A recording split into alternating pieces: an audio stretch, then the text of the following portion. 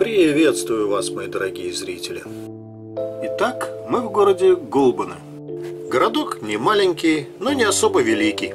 Больших рек и озер поблизости города нету, но его окружает множество мелких прудов, ручейков с болотами, где некогда обитали в большом количестве лебеди. Лебедь по-латышски «гулбис», вот отсюда и есть современное название города. А ранее в немецком исполнении город назывался Шваненбург, Лебяжий замок. Ну а сегодняшняя цель нашей прогулки – поместье в Вестгулбене со своими замками-дворцами белым и красным, парками и другими сохранившимися хозяйственными постройками усадьбы. И как оказалось, что всем своим парковым великолепием город Гулбино обязан одной романтической историей любви.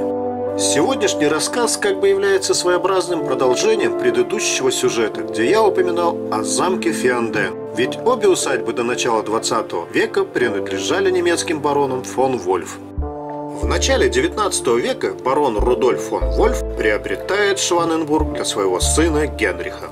И уже будучи владельцем поместья, Генрих фон Вольф женился в 1875 году на Марии фон Эттинген, дочери лифлянского вице-губернатора.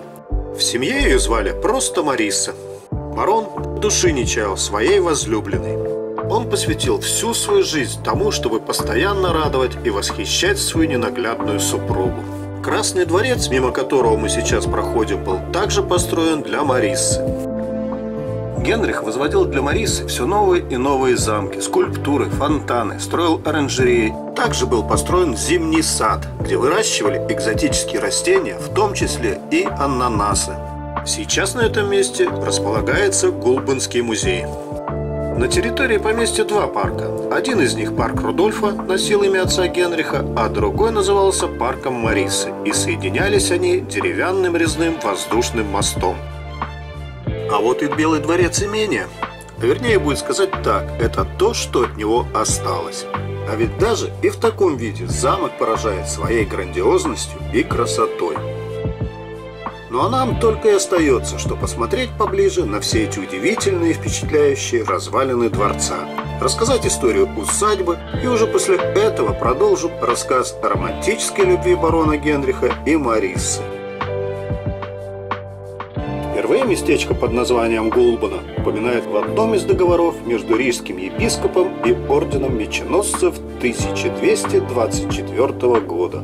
А уже в 1340 году в Гулбино построили каменный замок Шваненбург, то есть Лебяжий замок. С тех пор это место вплоть до начала 20 века так и называлось. Прошли века. От каменного замка мало чего осталось, и в 1763 году на месте, где раньше стоял замок Ливонского ордена, было заложено имение. И одной из первых построек стал Белый замок, построенный в стиле римских вилл.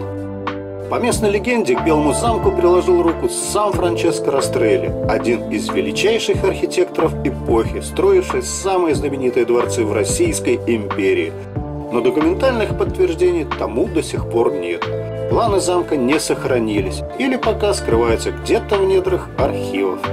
Позже, в 1859 году, Генрих фон Вольф добавил туда боковые здания, две башни, четырехэтажную со смотровой площадкой и небольшую с двумя этажами.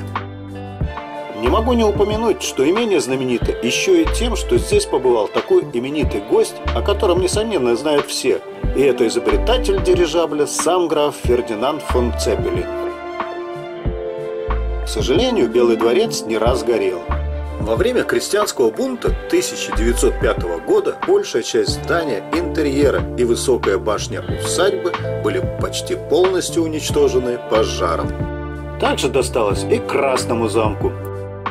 Оба здания позже были восстановлены, но уже в упрощенном виде.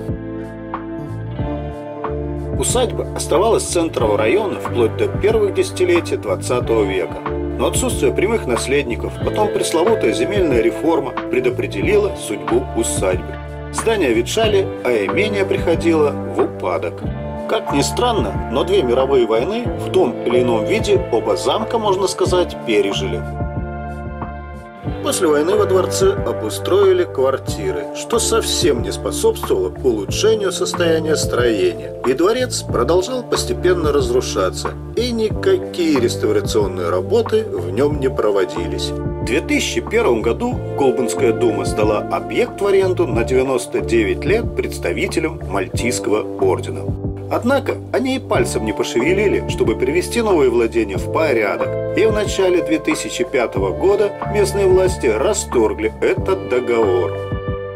А в довершении всего последний пожар 2018 года окончательно осложнил планы по восстановлению Белого дворца. Вот и получается, что если оставить здание в нынешнем состоянии, процесс его разрушения в разы ускоряется, а шансы навсегда потерять Белый дворец увеличиваются.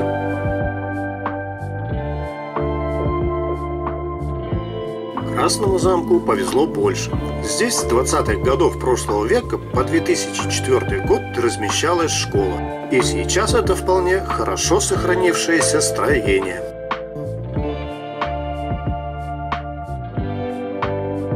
А так в целом видно, что имение ощутимо быстро превращается в гостиничный комплекс. Уже полностью отремонтированы сыроварня, бывший конный манеж, который считался самым большим крытым манежем на территории тогдашней Лифляндии. Сейчас здесь устроены гостевой дом, гостиница со спа-центром и конференц-залами. И в целом Гулбаны вновь становятся одним из самых привлекательных мест в Латвии. Ведь кроме усадьбы Вецгулбаны в городе можно осмотреть экспозицию историко-художественного музея, проехаться по самым достопримечательным местам на автопоезде, зайти на когда-то крупнейший в Латвии вокзал, построенный в 1926 году. И при желании воспользоваться услугами единственной сохранившейся узкоколейной дорогой в Латвии. Также можно осмотреть здешнюю выставку железнодорожной тематики и покататься на дрезине. Ну а мы вернемся к рассказу о нашей влюбленной паре. И, к сожалению, финал этой романтической истории будет совсем нерадостным. В 1883 году жена барона скончалась, заболев во время одного из путешествий. Став вдовцом, Генрих превратил поместье в мемориал своей жены Мариссы. После похорон на ее могиле день и ночь горели 7 синих фонариков, по одному за каждый прожитый вместе год. И парк перед дворцом тоже преобразился. Здесь вырыли пруд в виде буквы «М», первая буква в имени любимой супруги.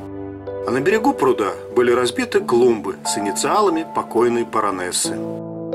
Для барона, так и не женившегося больше никогда, Марисса оставалась до конца жизни единственной его любовью. Во время жизни этой влюбленной пары город буквально утопал в цветущих садах. Вокруг поместья не было пустого места, все было засажено красивыми деревьями и клумбами. Сегодня парки Спаритес и Эмзес, именно так и называют сейчас эти парки, в наше время стали своеобразным памятником великой и романтической любви барона Генриха и Мариссы. Ну вот как-то так. Огромное спасибо за просмотр. Подписывайтесь на мой канал. Всем удачи. Пока-пока.